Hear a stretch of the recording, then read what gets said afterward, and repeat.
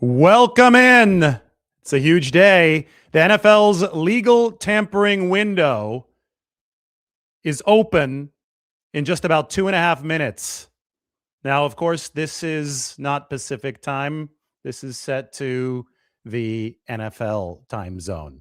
At noon, the legal tampering window opens, and for all intents and purposes, free agency will begin. A big update to begin the morning. This is following along the lines exactly of what we had been saying here over the course of the past week. The 49ers are now said to be open to trading Pro Bowl, All-Pro, future Hall of Fame left tackle Trent Williams if the situation doesn't get resolved. A resolution with Williams has not been easy. The 49ers and Trent, who's entering his age 38 year, are trying to thread a very difficult needle, and Williams is frustrated with the process. He's due $32 million, maybe more like $33 million this year in salary, and his cap number is almost $39 million. There's a chance in this free agency window that the 49ers can get a lot younger at left tackle. They do not want to give Trent Williams away for nothing. He's still under contract for this one more season. They want to execute a similar dance as they did in 2024. Lower the salary cap hit, gain some team control, but obviously Trent wants to make sure that he is fairly compensated as well. Probably doesn't want to take a pay cut here in 2026. So, drama brewing. Stuff has already happened around the rest of the NFL. We've got about a minute before the legal tampering window opens.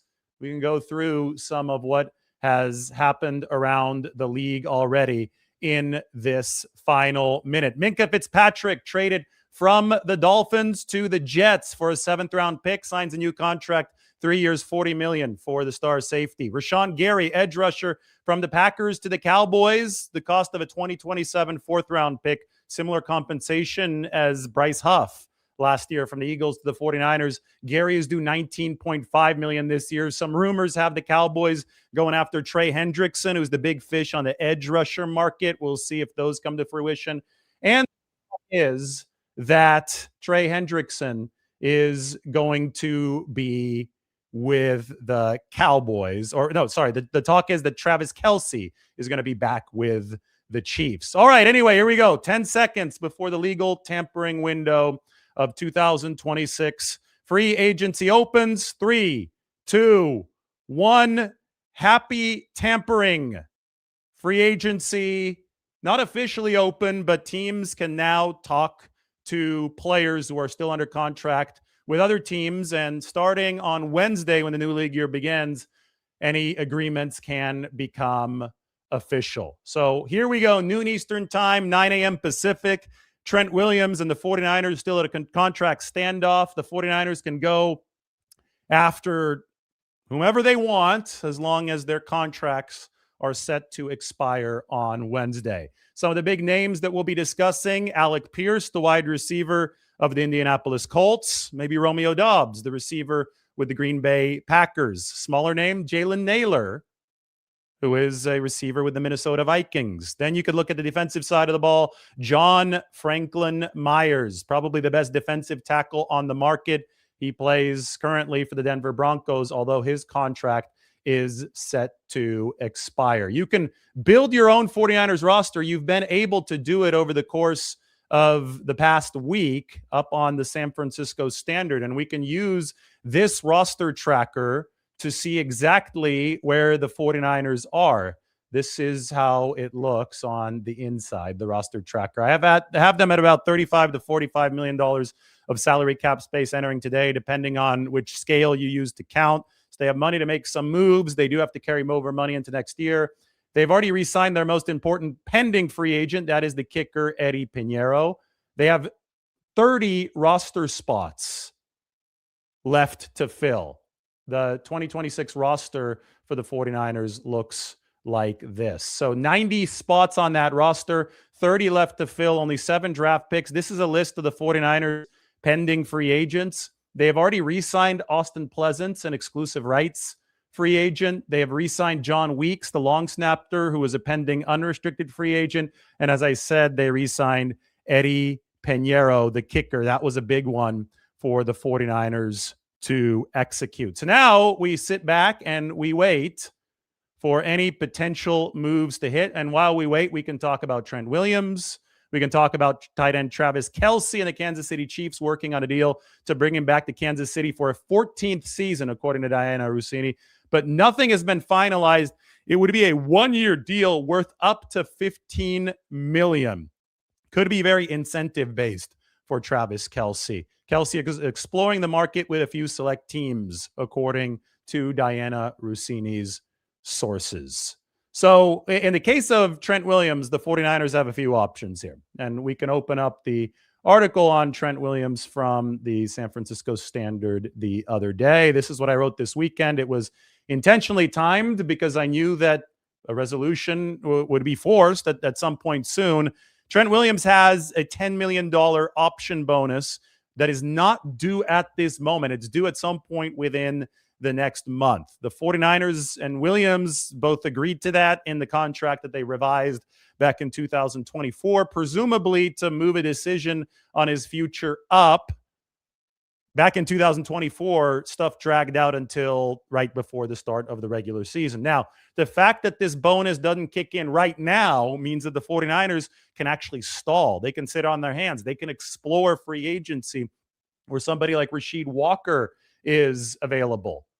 And here it is, Alec Pierce. We've got some breaking news. Alec Pierce has agreed to remain in Indianapolis on a historic 4-year, $114 million deal that will make him the highest paid free agent receiver in NFL history.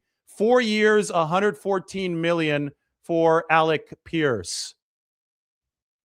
114 divided by 4, $28.5 million per year for Pierce. So comes in a little bit lower than Brandon Ayuk did a couple years ago. Some people were talking about Pierce potentially hitting $30 million and the 49ers being willing to pay that.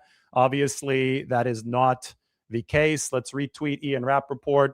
$28.5 million APY for Alec Pierce. So obviously, the 49ers weren't actually willing to go to $30 million APY as some rumors suggested. So Pierce, the speedy wide receiver who has made a name for himself, especially this past year with Indianapolis Colts, a very good goal ball route runner, 4.4, 140. It had been rumored that the 49ers would be willing to pay an absolute premium for Pierce because of his speed. They obviously do need to create more field stretching ability down the field.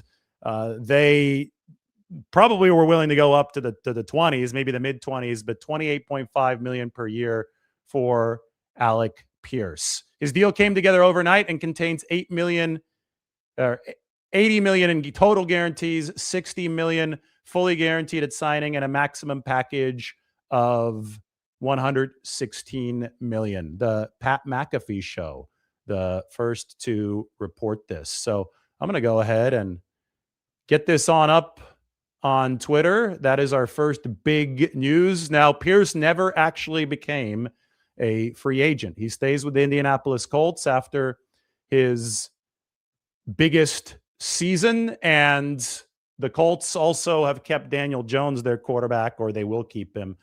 They could have theoretically trade him, but he's coming off of an Achilles injury. They slapped the transition tag on Daniel Jones. Because of that, they weren't able to use the tag on Alec Pierce, but Pierce's number comes in above the franchise tag anyway, and one free agent is off the board. Mike Evans. 49ers might pivot that direction now. Now, I wouldn't necessarily say pivot. That's assuming that Alec Pierce was their top choice. I don't think that he was. I think that for the 49ers, you look at receiver Romeo Doubs, Jalen Naylor, Mike Evans. All three of those veteran free agents make a lot of sense. All three of them almost certainly at a significantly lower price point than Alec Pierce, who had been expected to be the most expensive receiver in free agency. Now what the 49ers need, they need spacing. They need separators. Now Mike Evans is a really good separator. He's older though. Now when it just comes to pure spacing, that's where real speed is something that you look for. And that's what was really, really intriguing about Alec Pierce, is that he brought the 6'3" height and some of the size that you could translate into blocking in a running system. And he combined it with the speed to be able to stretch the field.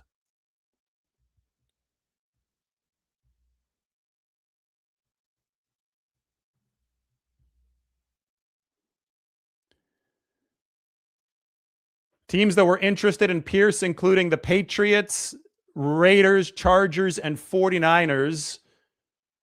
But most had a strong belief that Pierce would ultimately return to the Colts. Pierce turned down more money elsewhere to stay in Indy, per sources. This is, let's get this. Who's that from? Diana Rossini. So, yes, the 49ers, Patriots, Raiders, and Chargers, all teams wanting some receiving help, were interested in Alec Pierce. He does stay with the Indianapolis Colts. It appears that his preference all along was to milk the Colts for as much money as he possibly could, but ultimately he would remain with the team that drafted him back in the second round out of the University of Cincinnati. So Alec Pierce stays aboard with Indianapolis, and now we wait for more news. Now we could go back and talk a little bit more about the entire Trent Williams situation. Get that up on the screen for everybody. Big Trent, due $33 million this year. $39 million cap hit, because what that counts also is the proration of the signing bonus and some of the option bonuses that have come via restructures of the years for Trent Williams. So there's money that San Francisco has already paid him that's been deferred against the cap that's going to hit this year. But a fresh $33 million is scheduled to hit the books for Trent Williams this season. None of it is guaranteed. The top pay for the offensive tackle position is $28.5 million per year. So $33 million would be quite the chunk of change for Trent Williams this year, especially considering the fact that 33 plus the $6 million in prorations adds up to a $39 million salary cap hit. 49ers would love to have that number lower. To get that number lower, I'm sure they're willing to fork over some guaranteed money to Trent Williams because he doesn't have any right now. And they would like to prorate more into the future because that's how they operate within a rising salary cap. But they have to find the right amount of guaranteed money in order for Trent Williams to agree to an extension of team control beyond 2026. It's increasingly more difficult to do that the older that a player gets. Trent is going to be entering his age 38 season. The 49ers obviously have to be thinking about the future at left tackle. He was still an elite performer in the 2025 season. There's no doubt about that. You can look at the numbers here for Trent Williams, 88th percentile pass blocker, 97th percentile run blocker. So it's going to be very, very hard for the 49ers if they do part ways with Trent Williams to get better at left tackle this year. But the argument, obviously, and their leverage is a holistic one. The 49ers can say, well, we can get cheaper at left tackle, which means we can be more proactive elsewhere, and we could also set ourselves up for the future. And, you know, one of the options is Rasheed Walker. Perhaps the 49ers leverage the pending free agent from the Green Bay Packers, Rasheed Walker, against Trent Williams here. And they say, hey, we can sign Rasheed for this much. Do you really want to be traded, or do you want to sign on the dotted line here? Do you want to take the offer that we're giving you? Leverage only comes when you have other options. Free agency theoretically gives the 49ers a chance to shop with Taylor Decker and with Rasheed Walker out there, while Trent Williams remains under contract, so the 49ers can remain in control of this situation. I think that the best possible option for specifically, strictly 2026 at left tackle is this guy, is Trent Williams. But the 49ers have to think about this on a more holistic scale, which is why they are currently playing hardball with Trent Williams, saying that they are okay with trading him if a deal does not work out. Couple signings here. First, we've got, I just saw something on Draymond Jones and it just disappeared right here. The Patriots are signing Draymond Jones, the pass rusher, to a 3-year, $39 million contract. Jones was with the Titans and Ravens last year. notching a career high in sacks and pressures. So New England adds some to the defensive side of the ball. They need more help on the defensive side of the ball, because that definitely was the weak side for the New England Patriots. And Olamide Zaccheaus, the wide receiver veteran, who'd been with the Chicago Bears. Zaccheaus was initially with the Atlanta Falcons, but he's back in Atlanta after some time with the Bears. We don't have numbers on that, but Zaccheaus signs with Atlanta, so he's back there. The Raiders are re-signing cornerback Eric Stokes, the 3-year, $30 million deal. That is from Jeremy Fowler. That is a former first-round pick of the Packers. Eric Stokes was with the Vegas last year and probably had the best season of his career, so he is remaining with Las Vegas. So the news is starting to roll in. Earlier today, Minkah Fitzpatrick and Rashawn Gary both traded. I would expect more trades to happen. And obviously the Trent Williams situation could end up in a trade. At least the 49ers are threatening it. They could be putting their foot down here and saying, hey, trade, do you really want to be traded? We know that you like this locker room. They're trying to get Trent Williams at their price. I would say that it is very important for the 49ers, whichever way this goes, to have an amenable price at the left tackle position. The $39 million cap hit is an awfully imbalanced number that, with the 49ers trying to build as balanced of a roster as possible around these foundational pillars, you can't have one foundational pillar outweighing the others by a disproportionate amount. So, I mean, let's take a look at the construction of the 49ers. The way that I do this on the 49ers 90-man depth chart is fairly simple. It's going to get way more color-coded as time goes by, but the gold or yellow highlights indicate foundational pillar of the roster.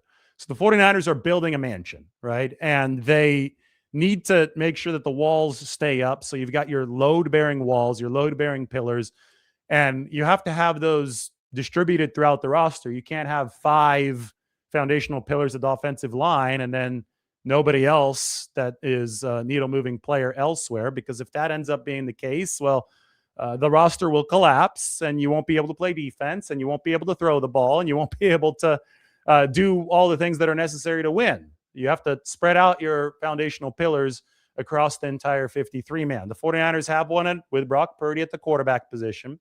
They have one with Christian McCaffrey at running back. They have one with George Kittle at tight end, although he's going to be coming off of that Achilles tear. Trent Williams at left tackle, Nick Bosa along the defensive line, Fred Warner at linebacker, Deommodore Lenoir at cornerback.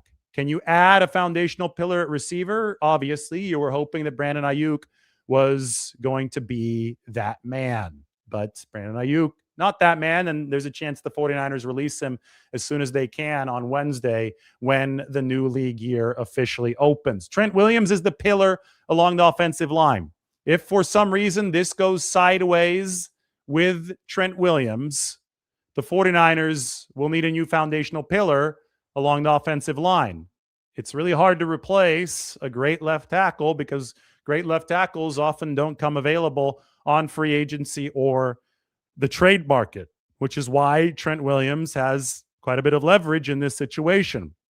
Again, though, the 49ers can have some counter leverage here, and the counter leverage can happen with Rasheed Walker, the Packers left tackle. If the 49ers are trying to sign Rasheed Walker right now, well, then that would allow them to trade Trent Williams. And maybe they could sign Rasheed Walker for a lower price than Trent Williams would cost.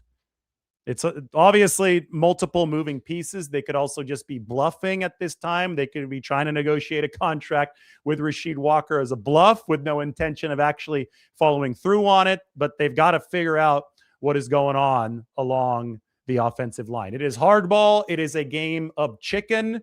And it is something where the 49ers are trying to play both the short term and the long term. As you can see here on the salary cap sheet, Trent Williams has a very outsized number for this 2026 season of $38.8 million. That is large, and that is something that the 49ers want to reduce. Now, if you go to my roster builder, if the 49ers are able to extend Trent Williams, I predict that they can lower his number to about 24 million. That's because they would be able to convert the very large base salary this year, most of it into a signing/option bonus. They'd be able to prorate that money into the future. But in order to do that, you're guaranteeing the money to Trent Williams. And if you guarantee the money to Trent Williams, you're going to want something in return if you're the 49ers. And that something would be team control moving forward beyond 2026. Team control is a valuable thing. Right now, the 49ers have team control over Trent Williams for 2026, and that puts them in a driver's seat here. They don't have to cut him or trade him until they decide that they want to do that. They have that contractual control. So Trent Williams does not want to give that away for nothing in 2027 and beyond. He wants to play until he's 40. He has said that. He says he's got about 3 years left in his body. Again, he played really well last year. I don't think he was in his very prime anymore, but he played very well. And I would project that in 2026, the 49ers' best option at left tackle, the very best player they could put at that position, is Trent. But then you start to talk about opportunity cost. And how much would it cost for Trent to not hold out and to want to play for the 49ers this year? Are they going to have to fork over $30 million this year? Is $28 million enough? Is $26 million enough? Where is that price point? And then compared to where the price point for somebody like Rasheed Walker would be. Would Walker sign for 20, 21? Would it save the 49ers? Could they come in at a price tag at $7 million lower than Trent Williams over the next 2 or 3 years, which would come out to $21 million in savings over 3 years for a younger tackle? Well, all of a sudden, you could start to see the gears spinning, right? You could start to see the 49ers seeing the opportunity cost and saying, we don't want to go above a certain price for Trent Williams, because if we do, it's going to preclude us from signing other players. And it's also going to ensure that we continue to get only older and older at left tackle. So I think that it would be beneficial for the 49ers to reach a deal with Trent Williams, but at the right price. They have to get him at their price so that it makes sense in their larger roster construction picture. Deadlines spur action. And here's the deadline with Trent Williams and the 49ers. They both want movement, I think, by the time that this deadline hits. And Trent probably wants it more, just in case the 49ers aren't willing to capitulate to his demands. He'd rather be traded or go to free agency. Or, I mean, here's the thing with Trent. I think he understands the business side of this. I think he understands he's got a good deal of leverage in this situation. And obviously he understands that this deadline that I'm about to talk about, the $10 million option bonus that's set to hit within the course of the next month, he understands that that's a key inflection point in this whole process. He realizes that the 49ers probably don't want to pay this out if there's still the threat of a holdout hovering behind it. They don't want a repeat of 2024. So Trent wants action now, and he wants action while the free agent market is still hot, while teams still have cash to spend, because that's going to maximize his spending power next year, or his earning power next year. And also, he's going to have most leverage now while there are other prospective suitors either on the trade market or, it's hard to see the 49ers releasing him for nothing. It would take a very extraordinary set of circumstances to work. But right now is when the iron is hot, and you want to strike when the iron is hot. And the bonus that is meant, or the option bonus that is meant to be paid out to Trent Williams over the course of the next month, marks that inflection point for the 49ers. You don't want to commit those $10 million to Trent Williams without this being ironed out moving forward, just because you don't want to repeat of what happened leading up to the 2024 season. The 49ers have expressed preliminary interest in trading for Steelers cornerback James Pierre, per Josina Anderson. So James Pierre. So the 49ers, it looks like that we've heard rumblings about them potentially wanting to amend the cornerback position under Raheem Morris. We know that they're interested in linebacker Caden Ellis. Morris loves him. He was with the Atlanta Falcons. If I were running the 49ers, I would look to make an upgrade at safety. We'll see what Raheem Morris, the new defensive coordinator, thinks of that position. And we also know that the 49ers are interested in John Franklin Myers, the defensive tackle. But James Pierre, the Pittsburgh cornerback, this, a guy that played a lot of special teams over the course of his career, has worked his way up from undrafted free agency in 2020, and now has 4 career interceptions. I thought really splashed onto the scene last season. He's been with the Commanders and the Steelers. Is this the Raheem Morris type of cornerback that the 49ers will be looking for? Maybe even more importantly, is this a Jerry Gray type of cornerback? That is the 49ers' new DB coach.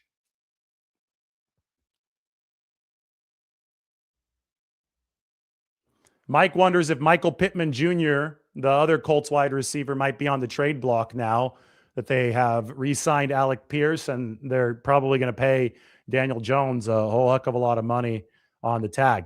Kenneth Walker, K9, the Super Bowl MVP, is signing with the Kansas City Chiefs. A payday for Kenneth Walker. I wonder how much money Kenneth Walker is going to command from Kansas City. Did the Barking Dog account, Ricky, predict that, Mike?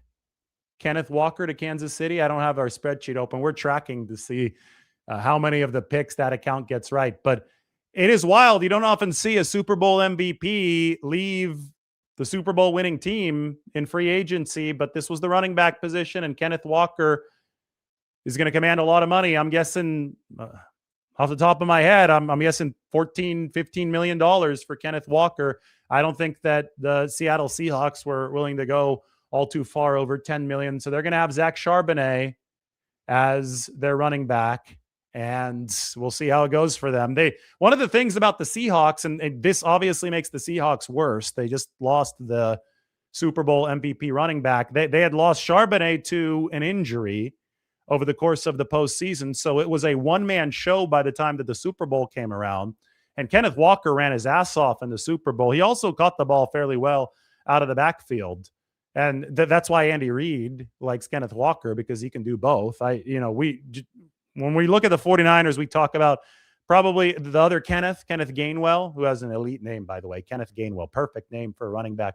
But we have to talk about backs in these Shanahan, Reid systems that can also catch the ball. And I think that Kenneth Walker proved to be an extremely versatile back last year. He obviously runs hard. He's freakishly athletic. He had a real burst. It was cool to see him in person during that Super Bowl, and he is now headed to Kansas City. The tweet here is the NFC West gets a little weaker.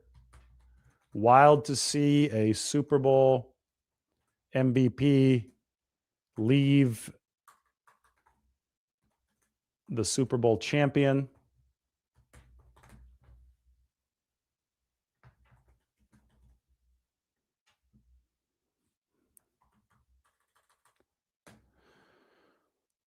But Seattle obviously not interested in pouring that kind of money into the RB position. Walker was electric, though. He was really, really good. K9, Kenneth Walker headed to the Kansas City Chiefs, who are fresh off of that 6-win season, looking to rejuvenate. So the 49ers have preliminary interest in trading for Steelers cornerback James Pierre. That is from Josina Anderson. The 49ers say that they're interested in trading Trent Williams if he doesn't get up and sign the contract offer that they have for him. This is how the 49ers have operated in the past, too. You dangle a guy out for a trade and you say, hey, sign here. That's what happened with Brandon Ayuk back in 2024. Although I would say the 49ers probably wish they would have traded Brandon Ayuk at this point. Didn't happen. And now Brandon Ayuk likely to be released by the 49ers in just a couple of days. NFC West, strongest division in all of football history this past year. Gets a little bit weaker with Kenneth Walker leaving to the Kansas City Chiefs. Alec Pierce gets $60 million fully guaranteed, which is the 5th most for any wide receiver in NFL history. I could look at the fully guaranteed amounts right here. The most goes to Justin Jefferson, $88.7 million. I could even share this with you guys up on the screen. Let's take a look at fully guaranteed totals so you have a good idea of how big this Colts contract for Alec Pierce is. If it can, there it goes. So take a look at this column right here. This is fully guaranteed money. $60 million fully guaranteed for Alec Pierce, which puts him right there with DK Metcalf. $60 million fully guaranteed with the Pittsburgh Steelers. Right behind that, CeeDee Lamb at 67, Jamar Chase at 73.9, and Justin Jefferson at 88.7. For Alec Pierce, more fully guaranteed money than A.J. Brown, Calvin Ridley, Travis Hunter. Brandon Ayuk, only $45 million in fully guaranteed money from the 49ers. Ends up taking home about $48 million over those 2 years from San Francisco, unless they try to recoup some of that money. But that is a big, big deal for Alec Pierce. Adam Schefter says the 49ers are expected to lose Juwan Jennings in free agency. Not a surprise, although I would say that there had been some hope for the 49ers. They could retain Juwan at a team-friendly rate, probably between $12 and $15 million per year. As soon as that price goes over $15 million per year, yeah, that's what we projected. The Juwan would not be with the 49ers for 2026. And it sounds like the word around the league is that Juwan Jennings is going to command more than that $15 million per year. We'll see exactly where it ends up. Some of the salary cap sites that value players just based on statistical production, they put it through an algorithm and they calculate the APY. Some of those sites had projected Juwan at 21 or 22 million per year, which obviously I think got people to really cool on the idea of his potential return to the 49ers.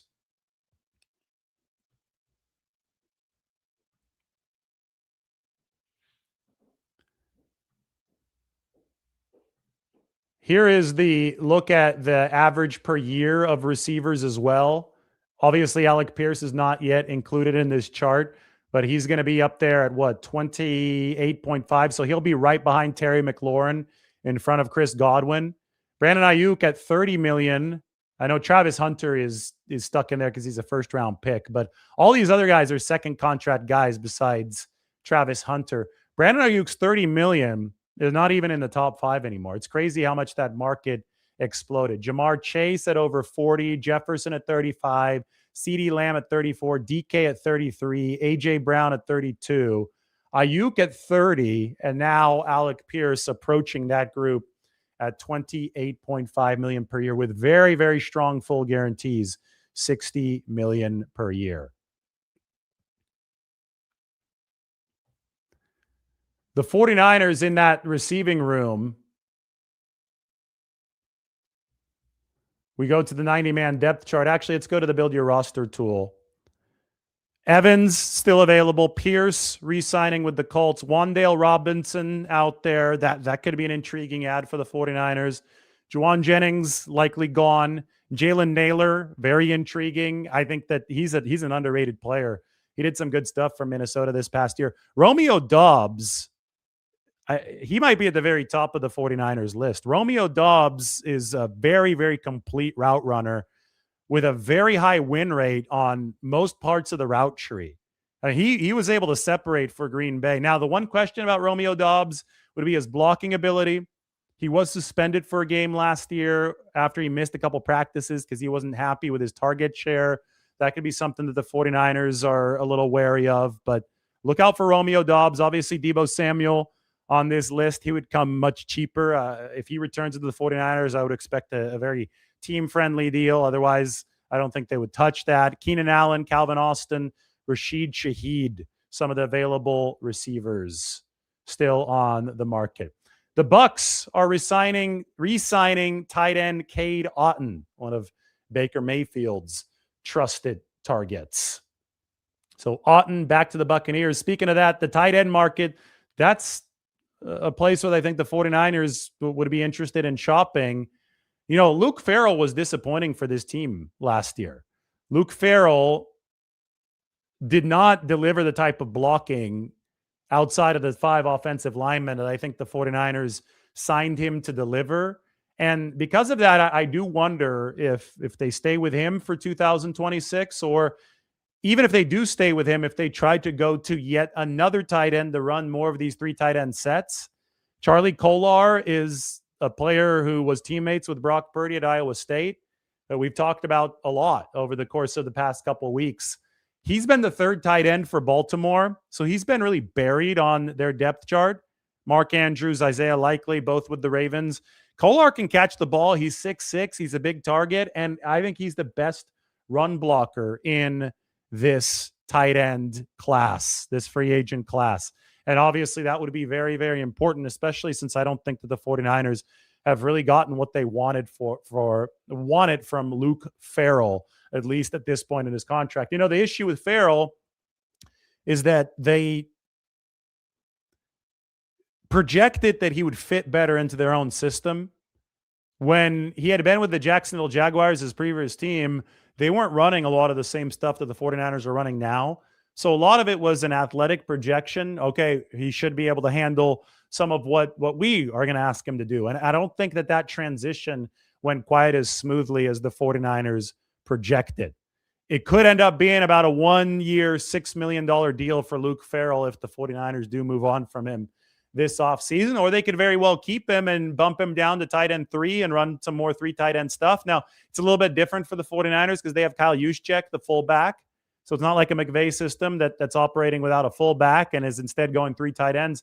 The 49ers' 3rd tight end often is their fullback, Kyle Juszczyk. So the way that the numbers work for San Francisco are a little different, but there might be a chance to upgrade on that tight end 2 position, especially considering the fact that tight end 1 is coming off of an Achilles tear.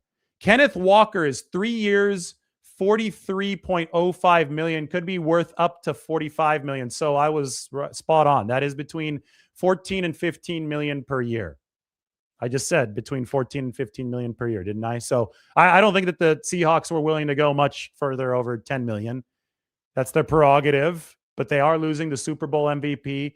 $28.7 million for Kenneth Walker is guaranteed. So let's go to running back contracts on over the cap. Kenneth Walker is going to be in the high 14s. Average per year, that's going to rank 4th of all running backs. Saquon Barkley, 1 at $20.6 million. Christian McCaffrey, 2 at $19 million. Derrick Henry, 3 at $15 million a year. Breece Hall, franchise tag, $14.2 million this season. For Kenneth Walker, I could do the quick math. That is 43.05 divided by 3. That comes out to $14.35 million. According to Jeremy Fowler, the most aggressive pushes for Alec Pierce outside of the Colts came from the Commanders and the Patriots. So it doesn't sound like the 49ers, even though they were interested, were making the most aggressive pushes. Perhaps the report that said that other teams or another team might have offered more than the $28.5 million that the Colts offered, yet Pierce decided to stay in Indianapolis. Perhaps that was the Commanders or maybe even the New England Patriots. So $14.35 million for Kenneth Walker. Let's go running back APYs. I'm going to go ahead and tweet out the leaderboard now. Saquon at the top, coming off of a very subpar year following his excellent 2024. He's at $20.6 million. Christian McCaffrey is at a solid $19 million. Number 3, Derrick Henry is at $15 million. And what did I just say for Kenneth Walker? I want to get it exact. $14.3 million. So Kenneth Walker III is a top 5 paid running back now in the NFL. Congratulations to him at $14.35 million. And that is very close to the franchise tag for Breece Hall at $14.29 million.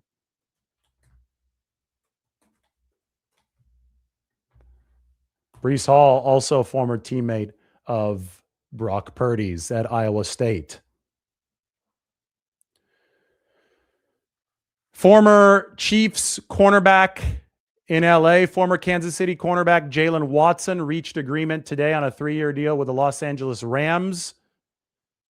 The Rams now have 2 former Chiefs cornerbacks, Jalen Watson and Trent McDuffie. Makes sense. The Chiefs had a much better pass defense than the Rams. So you go and do that. The Achilles heel for the Rams was the pass defense this past season. They traded for McDuffie, and they've made McDuffie the highest paid defensive back in the history of football. $31 million per year for Trent McDuffie. Massive, massive deal. Included a lot of total guaranteed money and fully guaranteed money. That was agreed to last night. That does make the Rams better.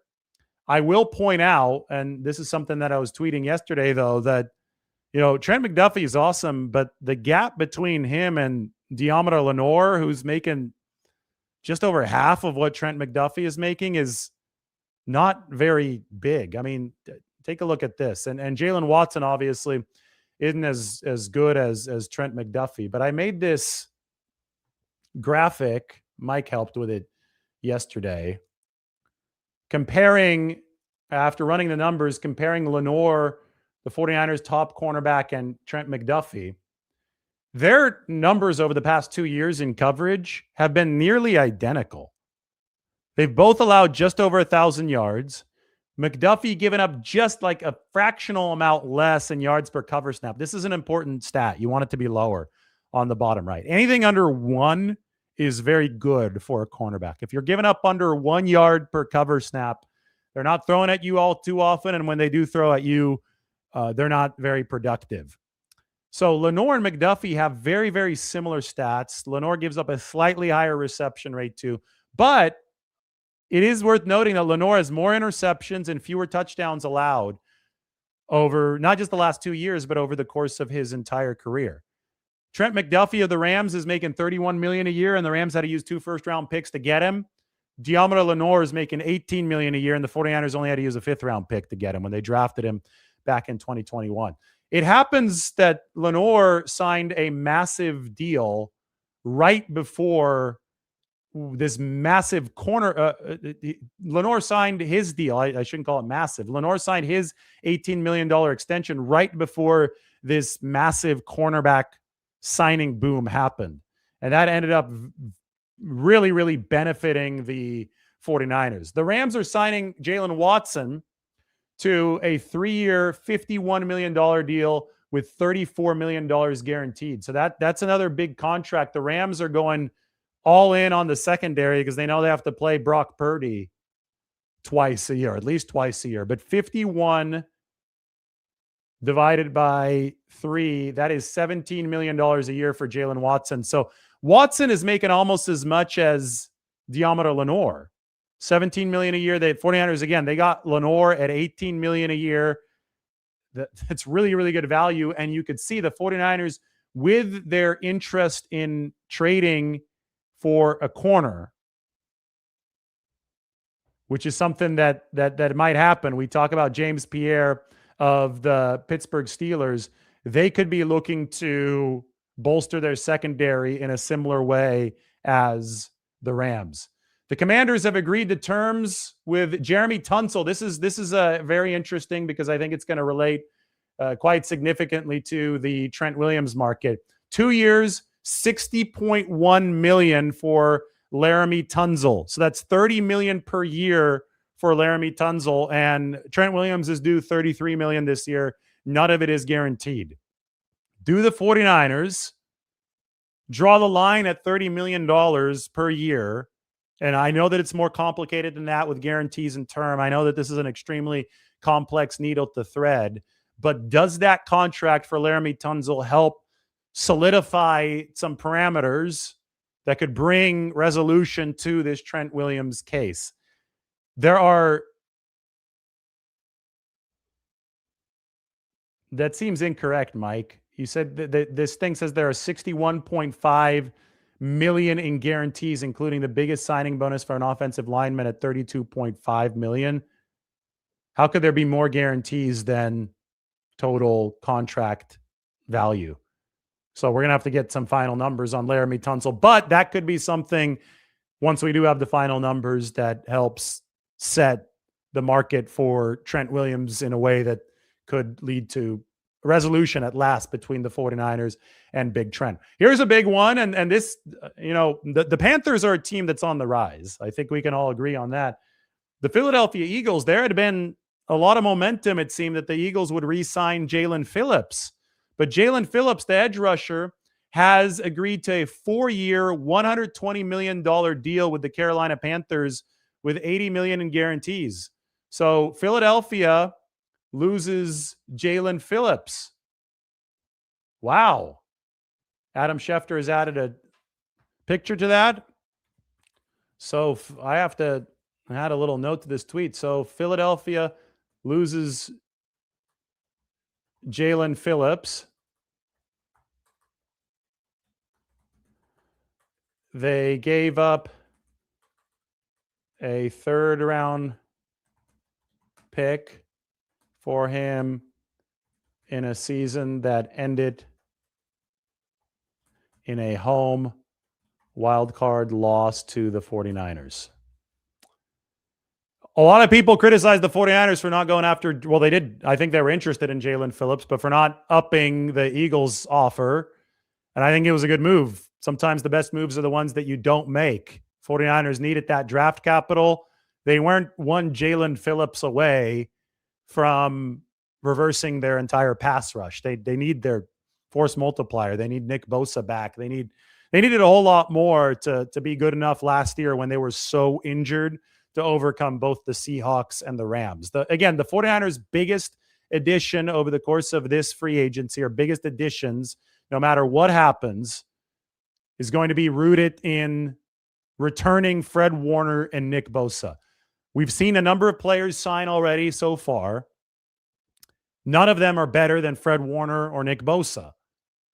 49ers need a return to health, and then they need to fill out the roster around those players. Does that preclude them from making a big splash? Of course not. John Franklin Myers still out there. The receiver position, somewhere I think the 49ers need to go for outside help. Linebacker, they might be interested in. We've already talked about them potentially trading for a cornerback. And then, of course, there is the big edge rusher market. And, the 49ers could wait until the draft to address that. I think maybe you go defensive tackle and free agency, defensive end plus in the draft. It's going to be, last year they went to the draft for everything, but it's a matter of where you allocate your resources and how you decide to attack these different positions. There are so many different needs for the 49ers, and there's so many different needs for all these teams that it becomes relatively unpredictable. We all figured that the Eagles would double down on Jalen Phillips since he was such a good fit for them defensively last year, although they didn't win the wild card game against the 49ers, and they didn't end up doing that. The Carolina Panthers ended up outbidding the Eagles for Jalen Phillips. So he stays in the NFC. He moves a little further south down the Atlantic coastline, and the Carolina Panthers are going to be a team to watch. They're improving their pass rush. They already have some good defensive tackle play there. They already have some good cornerback play in Carolina. Obviously, the offense improved quite a bit last year. They almost knocked off the Rams in the playoffs. I definitely would watch the Carolina Panthers. Reminds me of that NFC West rivalry with the 49ers back in the 1990s. Wasn't that a wild time when the 49ers, the New Orleans Saints, the Atlanta Falcons, the Carolina Panthers, and the St. Louis Rams made up the NFC West? Didn't make a whole lot of sense. It was like college football now with teams like the 49ers, with teams like Stanford and Cal in the Atlantic Coast Conference in the ACC. Look, the Colts, we predicted this. We thought that the Colts might trade Michael Pittman Jr. The Colts have indeed traded Michael Pittman Jr. to the Steelers. So if Aaron Rodgers is back, he wasn't throwing much further than 5 yards downfield last year. The fossilized remains of Aaron Rodgers, but he's going to have another receiver. Knock yourselves out, Pittsburgh. They get Michael Pittman Jr. The Colts get a late round pick swap. The Michael Pittman Jr. contract, we talked about this. He's a big-bodied receiver, played for USC. USC, by the way, now in the Big Ten. That's crazy, too. But with Alec Pierce re-signed, makes sense for Michael Pittman Jr. to be headed elsewhere. Final year of his contract, and he is due $24 million this season. So 1 year, $24 million. Maybe a contract extension will be given out by the Steelers to Michael Pittman Jr. To give you guys an idea of how trades and contracts work, I can actually toss the Michael Pittman Jr. contract up on Over the Cap up on the screen. Here you go. Okay, so what's going to happen here is that Pittsburgh, which this is a late round pick swap, is going to inherit the final line of this contract for Michael Pittman Jr., 2026. They have to handle all of the base salary. None of it is guaranteed, but I'm sure now that they've traded for him, they're going to want him to play for them. They could theoretically negotiate it down if he's amenable to that. But it's not like they used a lot of draft capital on Michael Pittman Jr., so maybe this is flexible. And he's got a $2 million roster bonus. Now, I could tell you about that roster bonus. It's due on March 15th. So in 6 days, they've got to pay him at least $2 million. And then they've got to figure out the rest. Maybe they just let it ride at $22 million for the year. So that's going to be a total cap number of $24 million for the new team, for Pittsburgh, because they are not on the hook for the prorated signing bonus. This $5 million is going to hit the original team's books, that is the Indianapolis Colts, as dead money. So $5 million in dead money for the Colts, $24 million scheduled to hit the books of the Pittsburgh Steelers. The Dolphins are signing Packers quarterback Malik Willis. All right, this is intriguing. 3 years, $67.5 million with $45 million fully guaranteed for Malik Willis. So there had been some talk that Malik Willis was going to fetch $30 million a year, and I thought that was crazy, and it did indeed turn out to be crazy.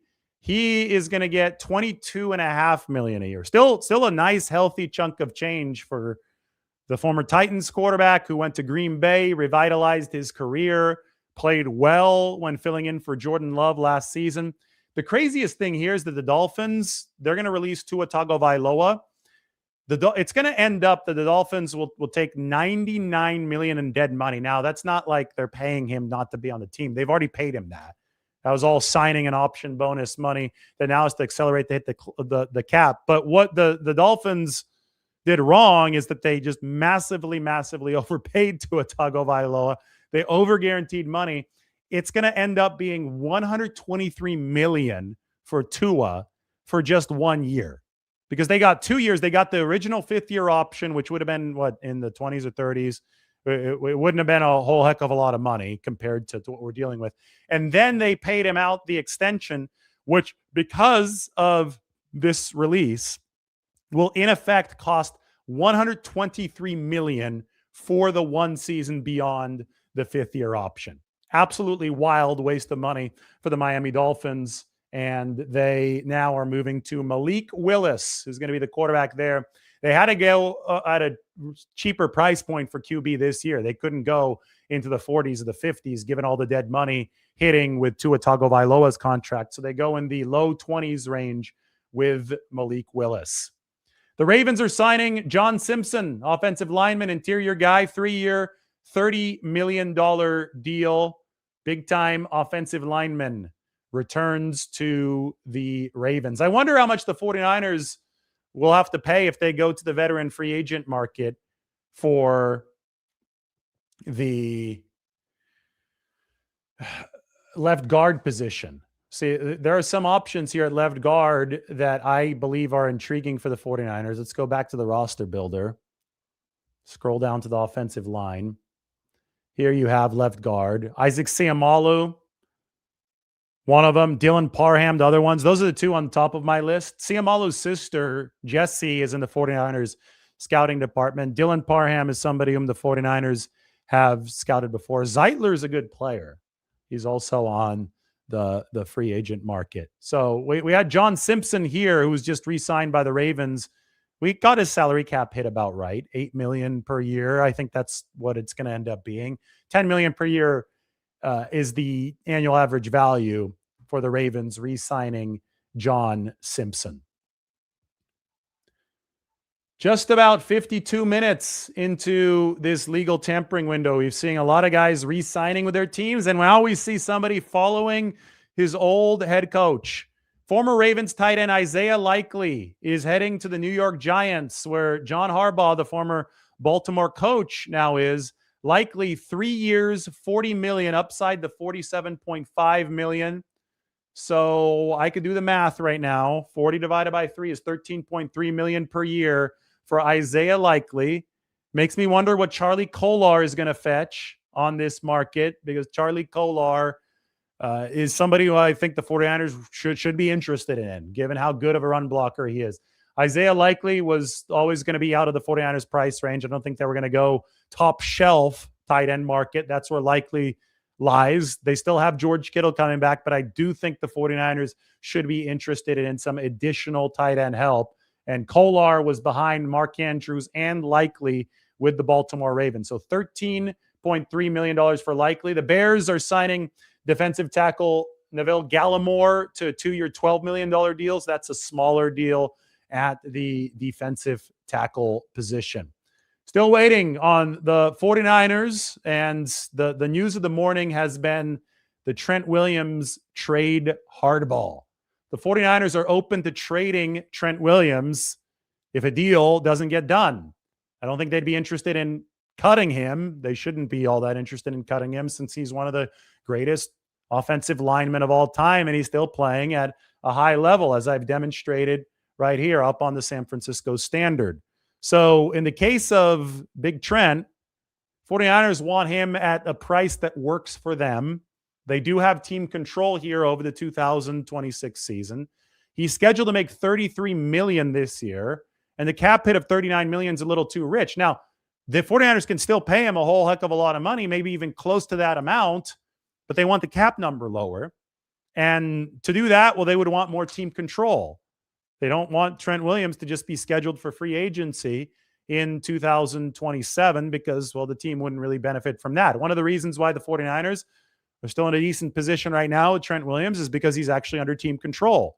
So the 49ers can sit here, and I know that they have the looming roster bonus, but it's not kicking in this very second. They can sit through the first wave of free agency, even though Trent Williams is unhappy that this is unresolved, and they can actually maybe even negotiate with potential replacements for Trent Williams, like Rasheed Walker. The 49ers have some leverage they can themselves create in this situation now that free agency is open and that Trent Williams is still under contract, not allowed to talk with other teams, by the way. That would actually be tampering. That does not fall under legal tampering. You could only legally tamper with players who are set to become free agents on Wednesday when the new league year starts. Trent Williams is not set to become the free agent on Wednesday. He is still under contract with the 49ers. So Michael Pittman is going to sign a new deal with the Steelers. 3 years, $59 million.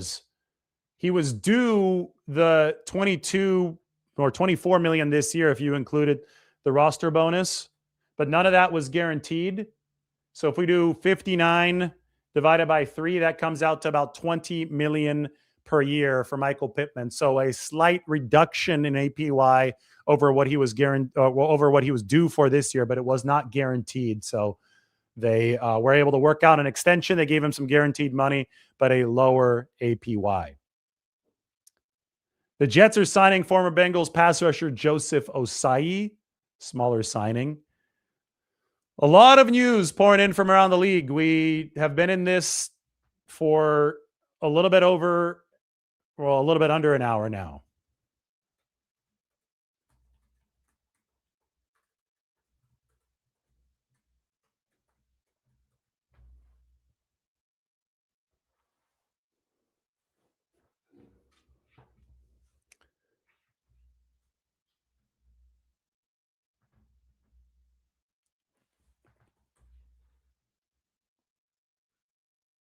Opening up the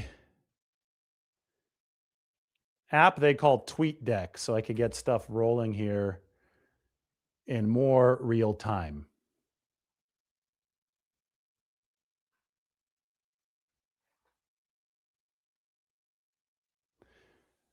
Malik Willis to the Dolphins and Kenneth Walker to the Chiefs.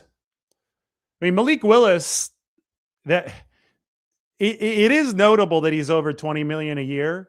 I mean, these QB rehab projects have typically had to, I mean, look at Sam Darnold. He went to Minnesota for $10 million a year. He had to have that rehab season with the Vikings after his turnaround with the 49ers. He still had to prove it on the field at $10 million a year. He didn't immediately get a deal over 20. He got one for $30 million a year with the Seahawks, and I wouldn't be surprised if Sam Darnold wanted to revisit that contract this offseason. So it was crazy that the people were talking about 30 per year for Malik Willis, but they were on to a little bit. It was going to be higher than the typical QB rehab project, 22.5 with the Dolphins. Again, a team that essentially paid Tua Tagovailoa $123 million for a one-season extension, which is absolutely wild. The Dolphins are making another dip in that QB market. And then, of course, Kenneth Walker for $14.35 million with the Kansas City Chiefs leading the Seattle Seahawks. Pass rusher Joseph Ossai is a 3-year, $36 million deal, so $12 million. And no James Pierre trade for the 49ers. The Vikings have agreed on a 2-year, $8.5 million deal with $3.7 million guaranteed.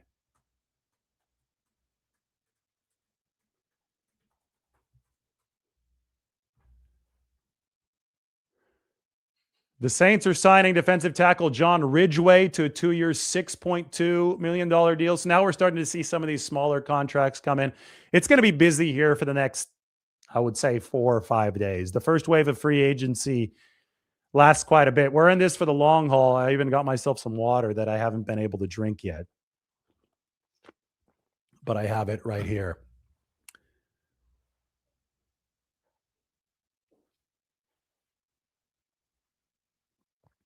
Whoever put that thing out about, James Pierre earlier said that the 49ers were interested in trading for him, but he was a free agent. So, we've got some crazy reports out there. But James Pierre, though, will not be coming to the 49ers. He signs with the Vikings on a 2-year, $8.5 million deal. So if the 49ers were interested in that, then they were interested in a lower-cost veteran cornerback, somebody who started his career is a big special teams piece. I think there's value in James Pierre. I really liked him as one of the sleeper signings. So I like that for the Minnesota Vikings. I think free agency ends up being about who can find the most value in players like that more than who's overpaying for, Alec Pierce was out there briefly, but the Colts were able to finalize a deal with him and keep Alec Pierce in an Indianapolis uniform. But it very rarely rewards the teams that go out and make massive, massive splashes. It rewards the teams who make calculated moves at the correct price points. The mic just fell. I got to tighten this thing up. Who make calculated moves at the correct price points for players that are going to make the roster sing, for players who are going to make a complex beast like a 53-man roster in the NFL work. And that doesn't necessarily mean throwing a ton of money at every single player in free agency. And I always looked at James Pierre as somebody who might satisfy that particular role of efficiency for whomever he signed for. And it's not surprising to me that the 49ers were reported as being interested, but James Pierre does head to the Minnesota Vikings. Kingsley Enagbare, the Packer. We talked about him. He was kind of the forgotten man with the Packers, edge rusher. We talked about him as the potential trade for the 49ers before everybody got hurt this past season. He's headed to the Jets, and Robert Saleh makes a lot of sense. Makes sense that Robert Saleh, I think that the Enagbare speculation, rumors, that this happened around the time. I remember doing a show about Kingsley Enagbare before the 49ers played the Bucs. Obviously, things changed after Fred Warner got hurt in week 6. So just like a day later is when Fred Warner broke his ankle. But we talked about Kingsley Enagbare potentially being a really, really good fit for Robert Saleh and the 49ers. So him just going to, you look at somebody who was pushed out of the rotation by a Micah Parsons addition. I think it didn't get, the snap load that he had in previous seasons, but had shown the ability to rush the passer decently well. I think somebody like that, $10 million, that's a solid deal. I wouldn't exactly follow what the Jets are doing in any order of business, but it's good to see Kingsley Enagbare, somebody that we had talked about a lot over the course of October, sign with a team and get into the double digits.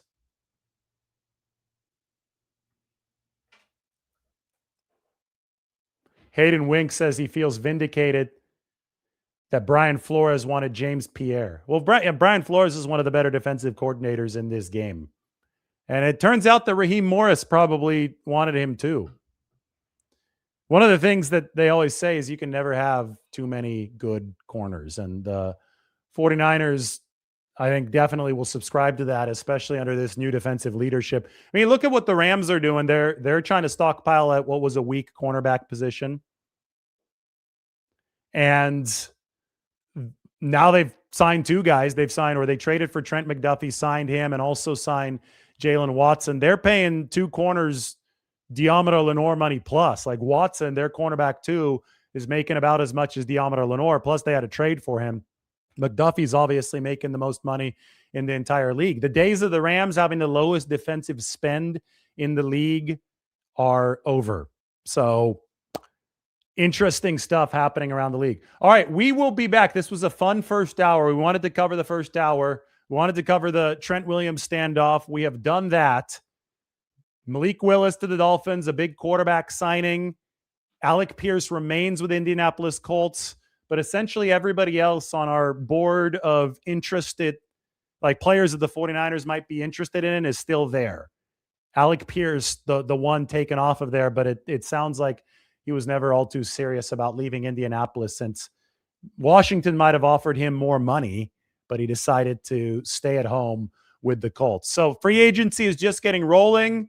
A lot of the players that we've been talking about for the past couple of weeks are available, at least for the legal tampering period. And as soon as the 49ers sign somebody, or as soon as they trade Trent Williams, or as soon as they re-sign Trent Williams, we will be back. Everybody, thanks for watching. Hit that subscribe button. And if you want to read about the big Trent contract standoff, well, you can go ahead and do that right now up on the San Francisco Standard. There you go. We will talk to you very soon.